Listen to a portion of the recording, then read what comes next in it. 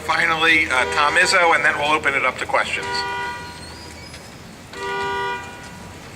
Good afternoon. I'm Tom Izzo.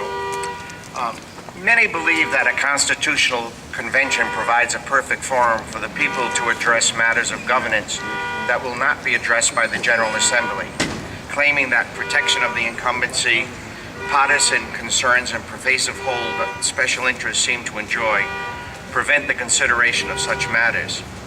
Approaching the 1986 convention, I too believed in the potential of a convention of the people, an opportunity to deliberate matters that seemingly would never be deliberated in the General Assembly, and to allow for these deliberations to be free of partisanship and special interests. It was only after having served in the Senate and experiences all the forces that play in the running for office, the organization and rules of the Assembly, the quest for power, the give and take of compromise, the continual presence of special interests, and all the other dynamics that come into play, that I have come to see that the convention was in many ways a shadow of the General Assembly. The process of electing delegates alone impacts the potential for a purer, freer, and more open deliberation. A process, while nonpartisan, does not allow for real vetting of the candidate's qualifications, where in most instances, though not running, sitting representatives hold inordinate sway, and where special interests can leverage their greatest influence.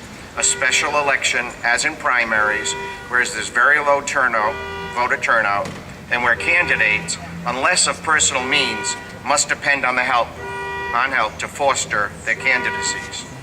Once convened, the power for leadership, the setting of rules, the formation of committees very much followed the same, though while nonpartisan, alliance and deal-making that exists in all legislative bodies, local, state, and national. And special interests behave in the same way they do in all legislative bodies, and the cost for staff hired by the leadership, the cost of transcription, and the cost of the myriad other necessities are considerable.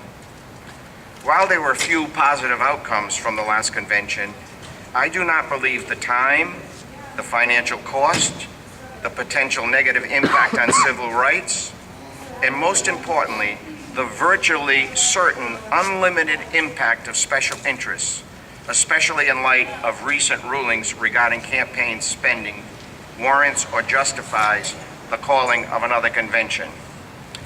I learned in my years in the Assembly that the Assembly can in fact be responsive, but it takes persistence, patience, organization, and mobilization of citizenry, as well as a need for the citizenry to elect qualified senators and representatives who place good public policy first and foremost.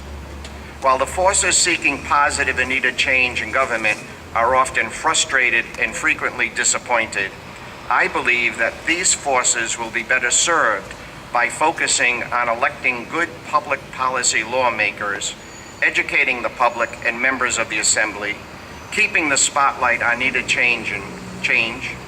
And as for special interest, be as smart, as well organized, and as persistent as they are in their lobbying efforts.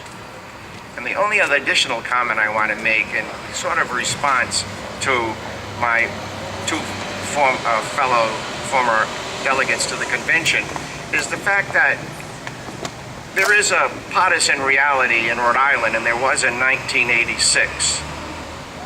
My contention is it doesn't make any difference which of those powers have the upper hand.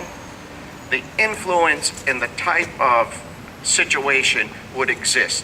It isn't one party or another.